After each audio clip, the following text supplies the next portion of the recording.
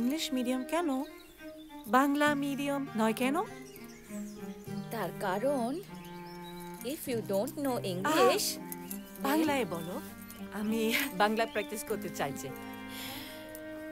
যদি তুমি ইংরেজি না জানো তাহলে তুমি কিচ্ছু করতে পারবে না, কোথাও চাকরি পাবে না, নো জবস। এটা কুচি। খুশি, ওকে। সিট, বসো বসো। বাট এভরি 2 উইকস একটা করে ভাষা পৃথিবী থেকে হারিয়ে যাচ্ছে। আর ইংলিশে জানতে হবে। সারা পৃথিবী একটাকে কি বলে জানো? Linguistic imperialism.